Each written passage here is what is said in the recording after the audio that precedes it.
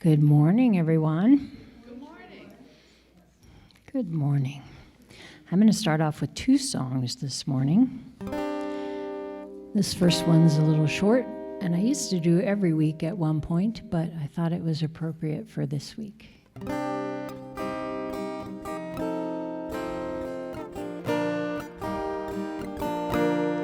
I'm here to remind you of your magnificence, to help you awake to all the wonder that you are. I long to show you all the joy you're worthy of. I'm here to remind you how much you're truly loved. We're here to remind you of your magnificence, to help you awake to all the wonder that you are. We long to show you all the joy you're worthy of. We're here to remind you how much you're truly loved. So true. Now I'm going to throw a little Karen Drucker in the mix. We always love Karen Drucker. You are the heart, you are the hand, you are the voice of spirit on earth, and who you are and all you do is a blessing to the world. Same with you. Here we go, sing with me. You are the heart, you are the hands, you are the voice of spirit on earth, and who you are and all you do is a blessing to the world. We this time. Here we go. We are the heart, we are the hands, we are the voice of spirit on earth, and who we are and all we do is a blessing to the world. I this time. I am the heart, I am the hands, I am the voice of spirit on earth, and who I am and all I do is a blessing to the world. We're a blessing to the world. Yay!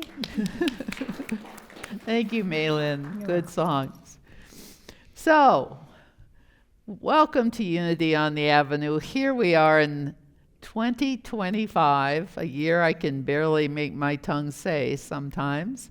And we are all here, and you are welcome. We love to see you when you come back after a long time. It's awesome to have you here. We bless you when you're not here. We do not judge. And we are excited to welcome all of the people who will come for the very first time. They are all welcome and appreciated. So let's join together in unity statement of faith. There is only one power and one presence in the universe and in my life, God the good, omnipotent.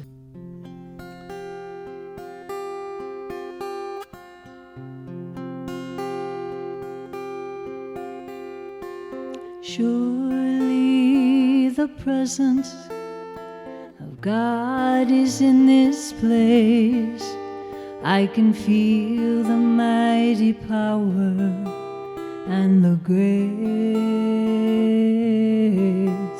I can hear the brush of of angels' wings. I see glory on each face. Surely the presence of God is in this place.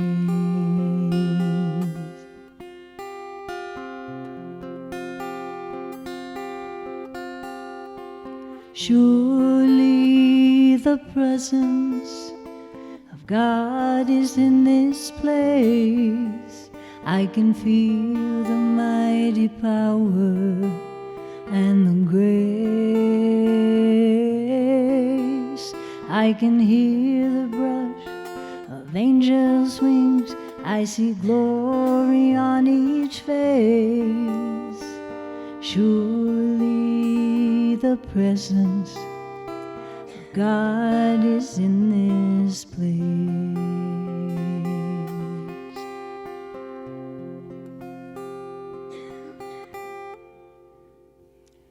And surely the presence of God is in this place. It is in your very breath. So as you take a moment to just relax and allow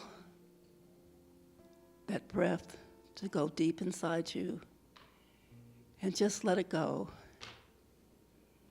Just feel the presence and the power that is within you this morning. And just allow these words to be your words. I am awakening to the light that I am.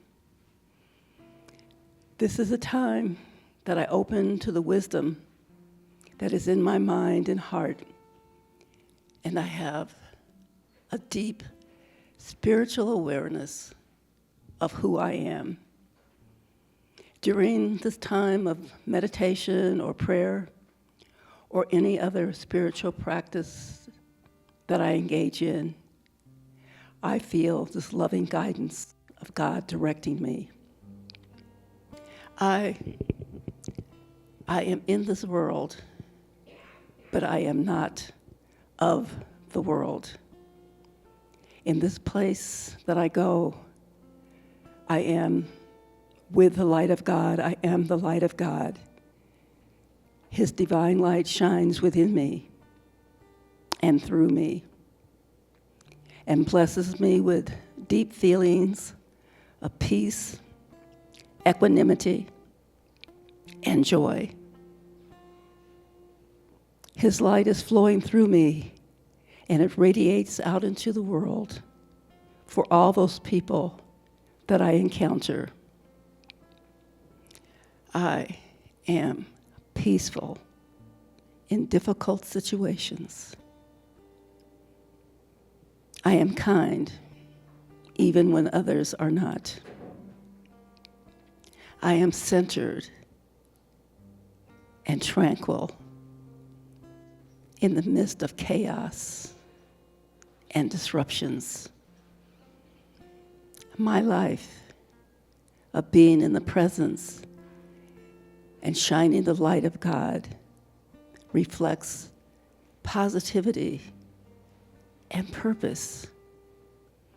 I influence others by demonstrating a strong moral character, showing compassion,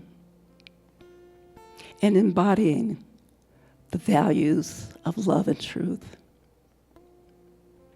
I live with honesty and integrity, and I exhibit ethical behavior. I actively help to seek others on their journey. I offer kindness and generosity without expecting anything in return. My words are uplifting. My actions are inspiring. I stand up for what is right, and I speak out against injustices. I generate an attitude of gratitude.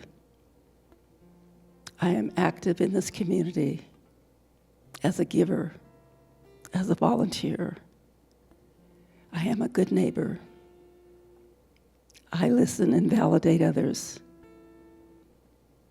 I can share my perspectives and values in an open-minded way.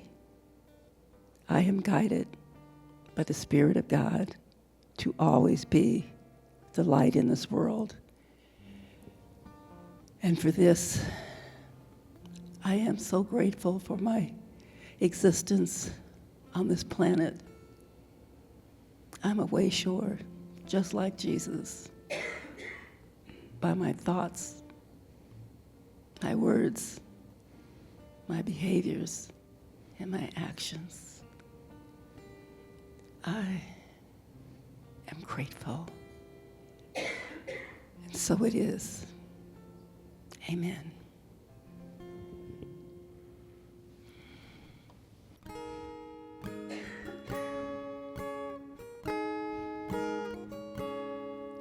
I am called to be a healer for all humanity.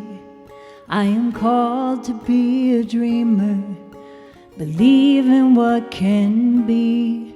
I am called to be a maker, be an instrument of peace. I am called to be a giver, of abundance I receive. I am called to be a prayer, living out the truth I seek. I am called to be everything. I am called to be the glory here on earth, so all might see all the love and all the beauty that shines in you and me. I am the living, breathing God. You are one in me. We're called to be.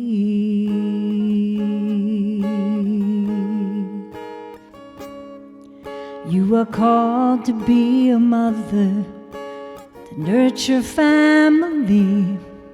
You are called to be a brother, be the strength in times of need. You are called to be a neighbor, see a friend in all you meet. You are called to be a leader, to build community. You are called to be a prayer, living out the truth you seek. You are called to be everything. You are called to be.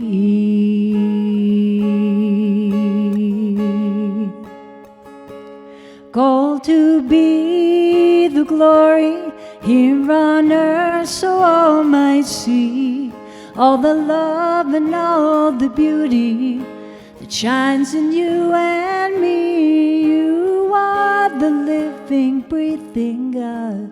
You are one in me. We're called to be.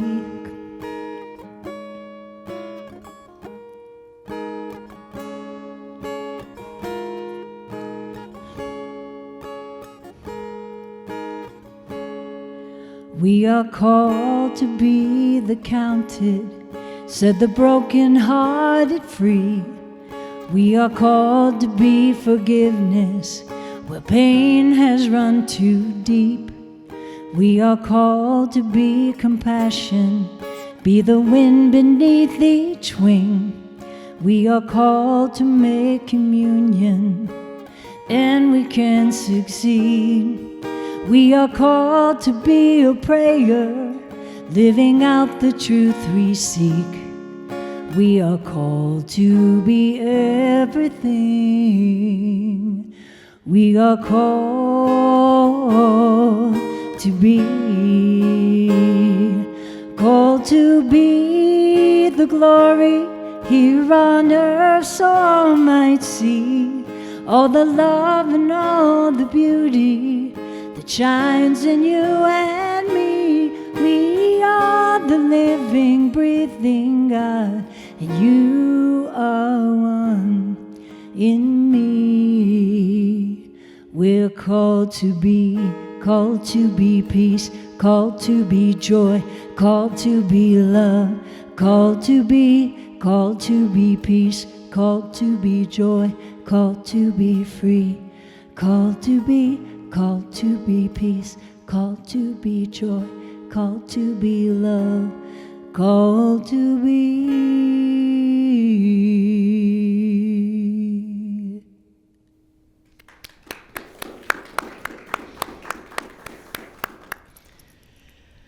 I hope you realize how much the music brings to a service sometimes. Sometimes the songs that our various guest artists perform are illustrating the talk in a really wonderful way. And so if you don't get it in the talk, maybe you can get it in the song, or vice versa, or maybe they can just support each other. So that's the intention behind the music on Sunday morning. So thanks, Malin. You're welcome. So the set team, Sunday Experience team, which is made up of Linda Marcelik, Lori Smith, Penny Ware, and Ken Reinhardt, decided that we'd done enough book studies for a while that I should just talk. And I said, okay, so what do you want me to talk about? And they proceeded to give me a list, which I have with me if any of you want to see it. And so for a while, I'm not going to be on a book, although I will quote from books, because that's what I do, but not the same book. So that's what we're going to be doing for a while. And one of the topics they gave me was, what does it mean to be an elder? And when I looked at the various topics, I was looking for a common theme. It makes my head work better if I'm under a theme. So then I worked with Ren, Malin's wife, and the lovely lady who puts out our wonderful newsletter each week, and all the special announcements that come. Ren and Ken and I are the staff, and so we worked on a theme together. And the theme we ended up with, which we will be operating under, is bringing salt and being light. You might ask, what blank blank does that mean? So having just read one of my favorites, but I won't be using one of his books, Richard Rohr, their theme for the year is about salt and light. And so my theme, created in what word do I want? The three of us did it together. Created in, pardon? What? Collaboration. You know, if we all work on this, we'll get a talk out of here yet. So, created in collaboration is bringing salt and being light. And this is honestly based on words that you will have heard many times if you spend any time in church. Matthew 5:13 through 16. You are the salt of the earth.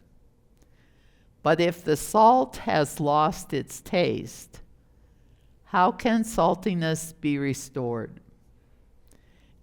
It's no longer good for anything, but is thrown out and trampled underfoot. You are the light of the world. A city built on a hill cannot be hid. People do not light a lamp and put it under a bushel basket either. Rather, they put it on a lampstand, and it gives light to all of the house. In the same way, let your light shine before others, so that they may see your good works and give glory to your Father in heaven, give glory to the divine. Bringing salt and being light. You may wonder why salt mattered. How did it make it into the Bible? Well, until fairly recently in history, salt was one of the most sought after commodities that you could have. The ancient believed that salt would fend off evil spirits. Religious covenants were often sealed with salt. Salt was used for medical purposes, to disinfect wounds, check bleeding, stimulate thirst, and treat skin disease. So back when my older daughter Jackie was a baby, she fell and got a cut on her chin. And it was bleeding like crazy. I was living in the farmhouse across from my father, compliments of him, and I didn't have a car. Now, my father didn't have a car either. He drove into town on a tractor all the time. We won't discuss how eccentric my father was at this moment in time. So I grabbed Jackie, who was probably somewhere between 1 and 2, and ran across the street to my dad's. I was at that time maybe 19 years old, and I didn't know what in the world to do. My father, who had been a medic in World War I, so it says salt was used for medical purposes. My dad poured a handful of salt into his hand and cupped Jackie's chin with his hand. Now you can imagine that elicited a fair amount of screaming from Jackie because it burned like blazes. But in a very short period of time, her chin stopped bleeding. How many of us today would even begin to know that would be a solution for stopping bleeding? Now, some of you guys in the room are old enough that you probably shaved with a safety razor, and more than once you may have cut your face. And in your, quote, DOP kit, my guess is you also had something called a septic pencil. Pardon? Stick. Yes, a septic stick. I called it a septic pencil, but same thing, thank you. And if you put that on your face, what happened? Stop the bleeding. What is a septic pencil or stick? Salt. So that's just one of the values of salt that until very recent times was very commonly used. So when Jesus called his listeners the salt of the earth, he was saying something pretty profound, that they had something to bring to bear on the earth that wouldn't be there if they weren't there.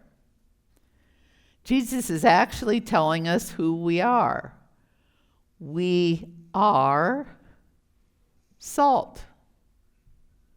We aren't supposed to be salt or encouraged to become salt or promised that if we become salt, God will love us more. The language Jesus uses is 100% clear. We are the salt of the earth. We are that which can heal that which can enhance, that which can soothe, that which can irritate, melt, sting, preserve, or ruin everything. Now, a little bit of salt enhances food. Too much salt will ruin food. If we were to take a bag of salt and just spread it on the lawn out there, not only would Mark come and punch you, but it would kill all the grass. Too much salt will kill. A little bit of salt will enhance. But in either way, salt impacts the world that it lives in. So if we are bringing salt, we are bringing that which will enhance our own lives and that which can destroy other people's lives. So we're the one in control of how much salt we bring. Now, speaking of elders, we can be crotchety, nasty old people. Some of you may have met some of them. Some of us may even have been some on occasion. Or we can bring just enough to enhance any situation we're part of. Salt doesn't exist to preserve itself. It exists to preserve everything that is not itself. Salt is meant to enhance, not dominate. Christian saltiness heals, it doesn't wound. It purifies, it doesn't desiccate, it doesn't destroy. One of the great tragedies of historic Christianity has been its failure to understand this distinction. Salt fails when it dominates. Instead of eliciting goodness, it destroys the rich potential that's all around. Salt poured out without discretion leaves a burnt, bitter sensation in its wake. It ruins, it repels, and it eventually will kill. That's not what Jesus intended when he called us the salt of the earth. Salt at its very best enriches and sustains life. What Jesus teaches is not a competing ideology that's threatened by anything outside of itself. If we see it, the teachings of Jesus, as light, we see that it can illuminate how to live our lives. It can be the yeast that makes the whole loaf rise. It can be the salt that gives flavor to everything. Just as Charles and Myrtle Fillmore, co-founder of Unity, weren't trying to convert everyone to Unity, Jesus' teachings were meant to bring just enough salt to enhance our lives. I posted on Facebook a couple of days ago, about 6 or 7 scriptures that have love in. And they go from John on. And it says that Jesus is here to teach love. And I got interesting responses. I know that not all of you are on Facebook. You may never even have been on Facebook.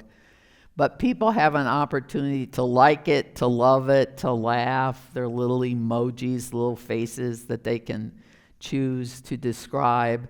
And they also have an opportunity to leave a comment. And some people comment on everything. Some people don't comment on anything. Some people never like. Some people are what we call voyeurs on Facebook. They just read what everybody posts but never post themselves. That's all there.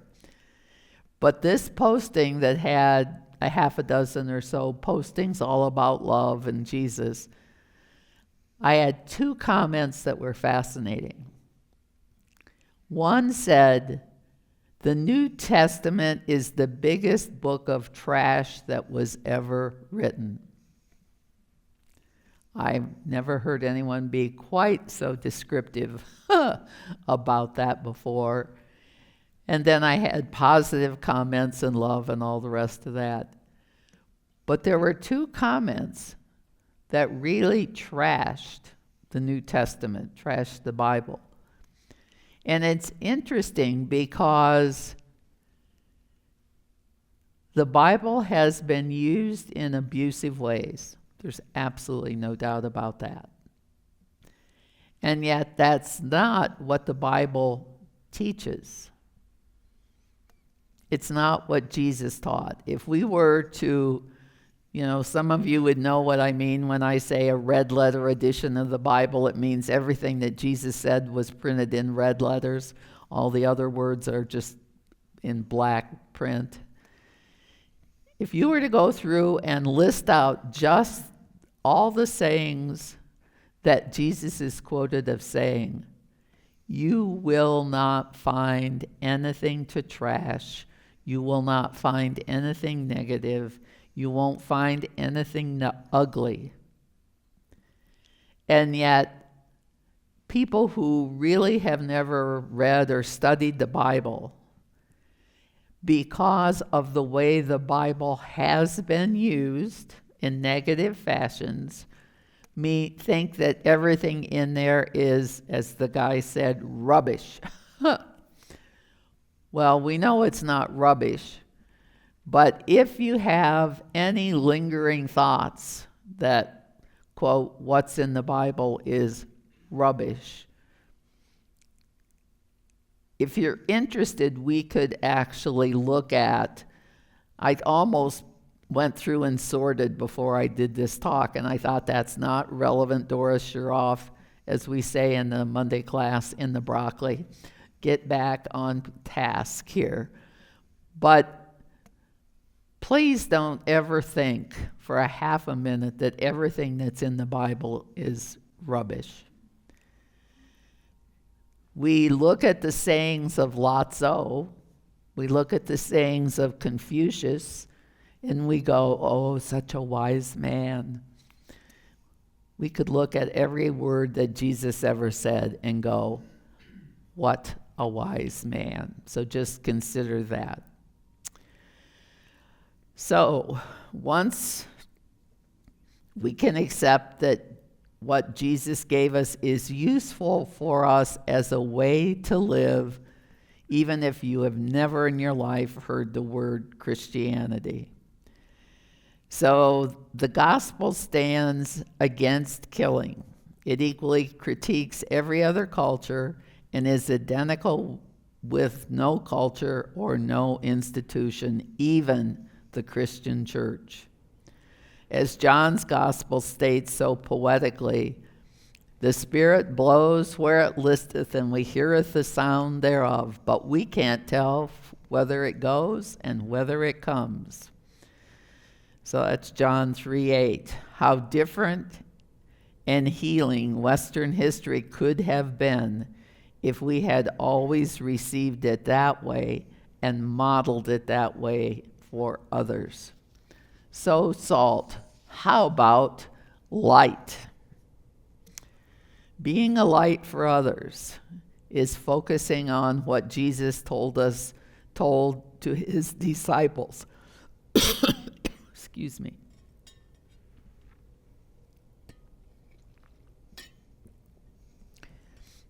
You are the light of the world. That's what we just sang in the song Maylin shared with us. Just as salt is necessary for life, so is light. Without light, we can have no plants, no warmth, no beacons. Just as salt can become so diluted that it loses its character, so darkness, as the Gospel of John puts it, seeks to overcome light. But this little light of mine can shine, but it can also be snuffed out.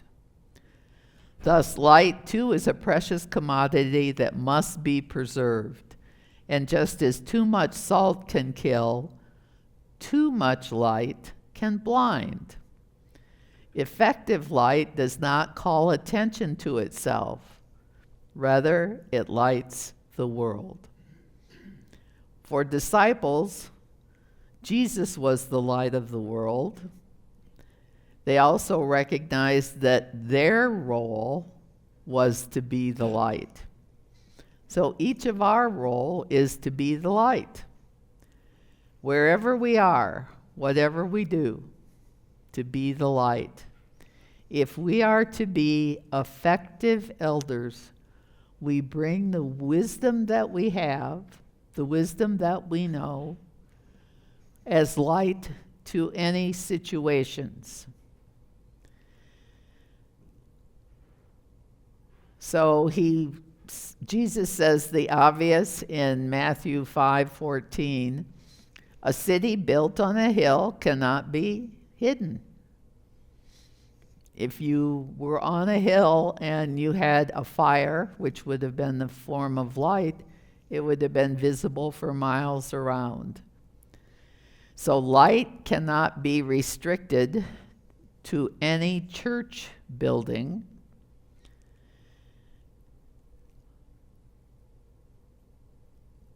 As the city metaphor indicates, to be the light of the world is to shine any place that there is loneliness or despair or sickness or pain. So, even in times and places today, the church has literally at times gone underground, but it can't be hidden because of the light that it shares in the community. So if we think of a church as a house is a home where family and friends gather. We get a different image if we think of a place to be visited, perhaps for an hour on Sunday. And if we think of our homes as the places where our light shine, we're more likely to be patient with children or those whose minds have reverted to childhood. We may be on the verge of that. Reverted to childhood, and we are more likely to find that light within ourselves as we go through the day. Any faith that does not manifest itself in works is not faith, it's complacency and self-satisfaction. It's not salt because it contributes nothing to the earth. It's not light since its shining is only for self-reflection. Disciples were told to glorify God by being their true selves, salt and light, existing for others as well as for themselves. So if we're going to be salt and light and be effective elders, what might that entail? What might we do?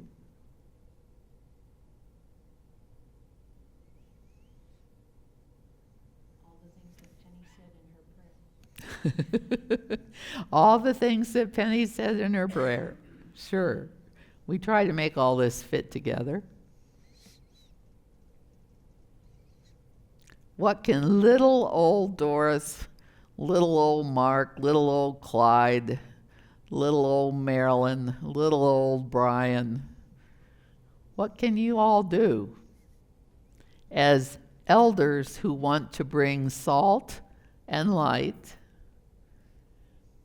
but not too much salt and light. How do you do that? I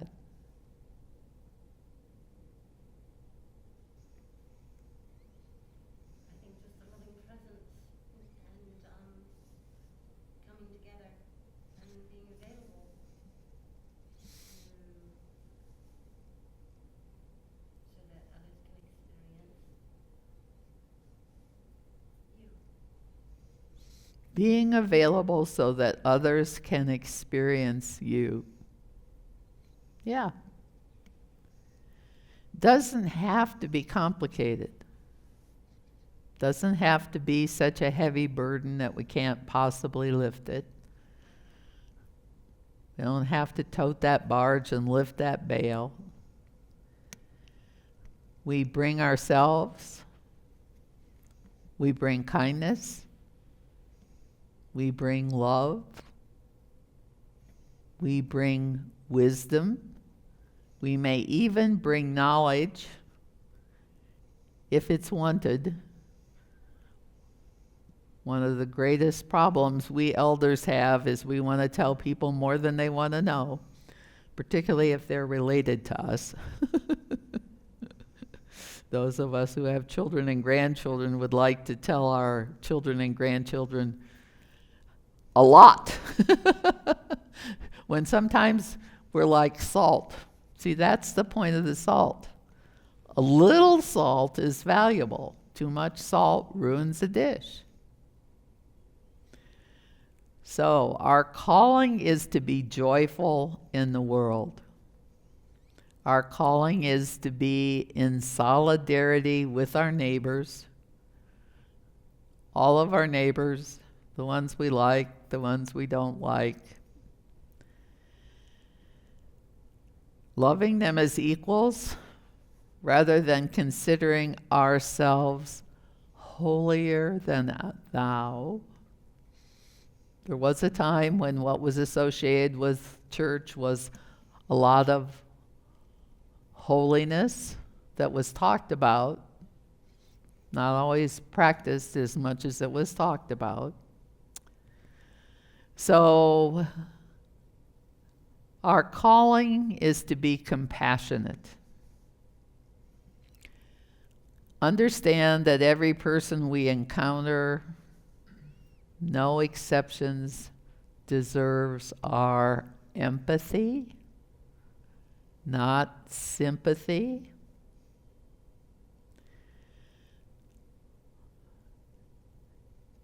If we could choose, because it has to be a choice, to see the world the way we are told that Jesus saw the world, it would be a loving place to be.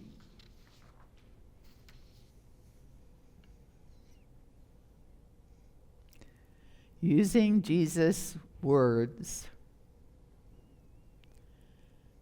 not arguing about which ones he said and which ones he didn't say,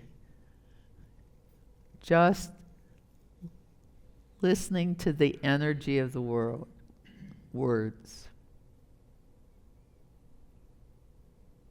Be loving. Be generous. Be supportive. And words that Jesus didn't say, whatever you do to others, please do for yourself. Take care of yourselves. Love yourselves.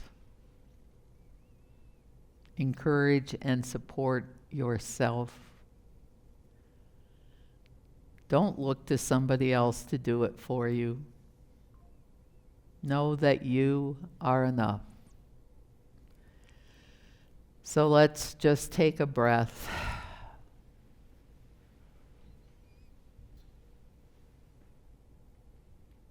You are the light of the world. You are the salt of the earth.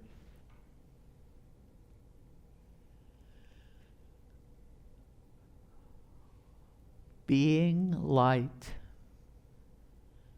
bringing salt to everything we do. We're in control of the on-off switch. We are in control of the salt shaker.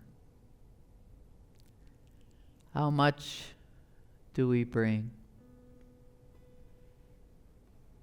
Where do we bring it? Where do we live it?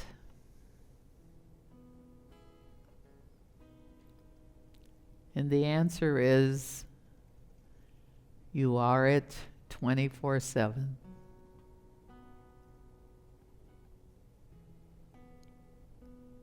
The answer is, you practice on yourself first. Don't bring too much salt, too many words of self-criticism. Don't turn the light on so bright that you see nothing but flaws in yourself. Taking a breath, and as you walk out the door of your home, bring your lantern, bring your salt shaker, to bring just the right amount of light and salt to every situation you're in.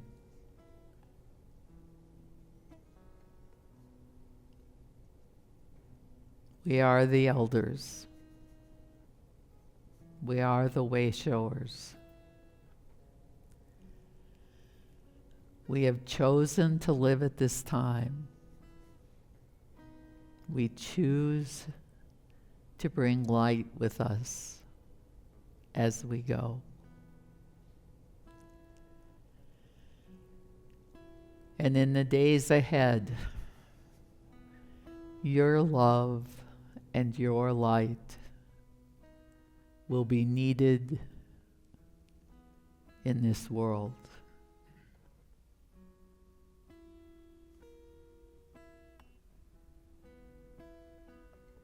Each of us is enough. Each of us brings our own unique gifts to share with this world. There is only one of each of us. We can't be anybody else,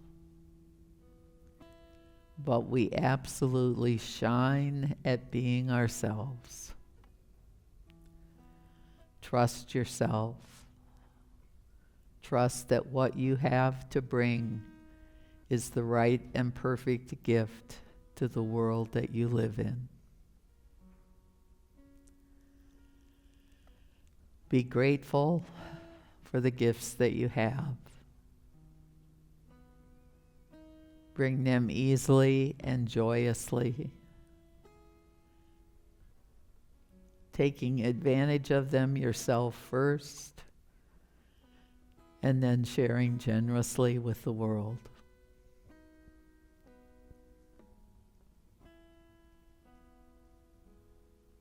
So we simply pray a prayer of gratitude.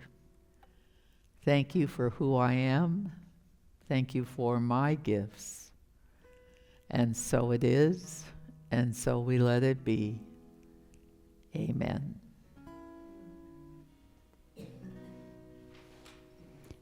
Alleluia, alleluia,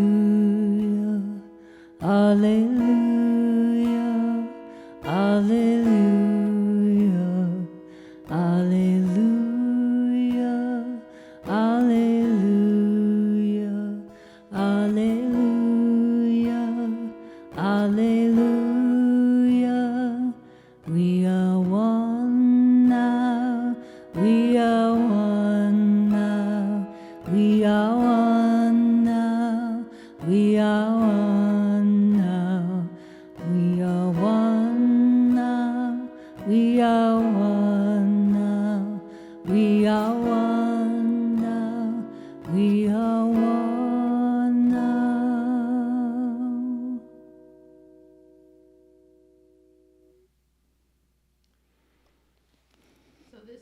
time where we share our financial gifts with the community.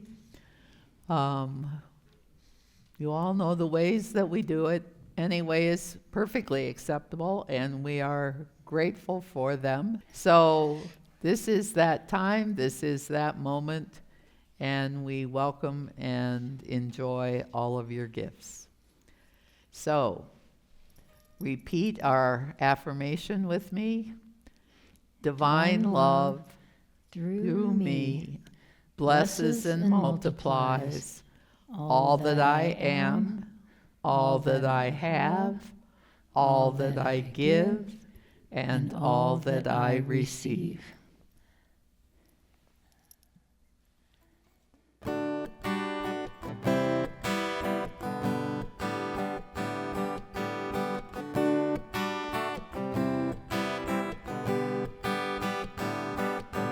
Surrender to your gifts and let your light shine. Surrender to your gifts and you will shine. Surrender to your gifts and let your light shine. You will shine, you will shine, you will shine. Remember what you did when you were younger. The one thing that satisfied your hunger. You don't have to think too much. I see it in your eyes. There's no more time for you to wonder. So surrender to your gifts and let your light shine. Surrender to your gifts and you will shine. Surrender to your gifts and let your light shine. You will shine, you will shine, you will shine. Deep down you know what your passion is.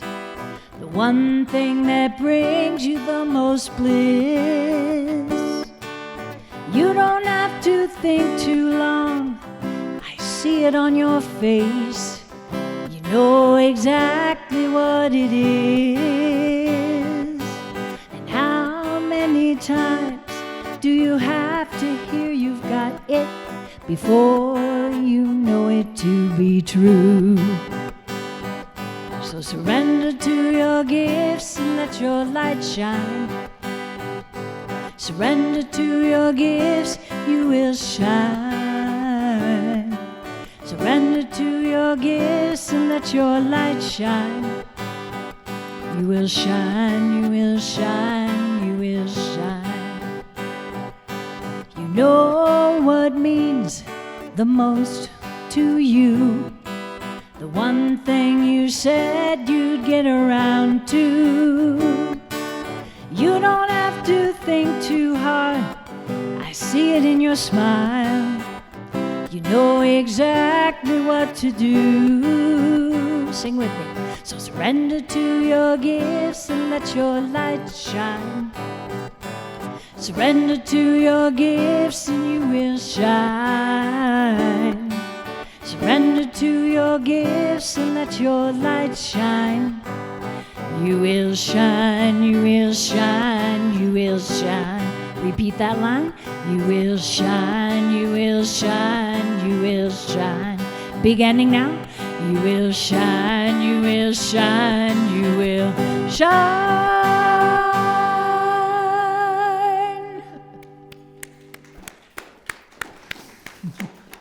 So let's love and bless our children and our own inner child. And all of the people who are not well this morning, we have a fair amount of our congregants who have one bug or another. So let's send them love and energy while we're blessing the children. Children, you are loved, special, and important. We see you and bless the divine beings that you are. And our prayer for protection. The light of God surrounds us. I am that light. The love of God enfolds us. I am that love. The power of God protects us. I am that power. The presence of God watches over us. I am that presence. Wherever we are, God is, and all is well. Surrender to your gifts and you will shine. Surrender to your gifts and let your light shine. You will shine, you will shine, you will shine.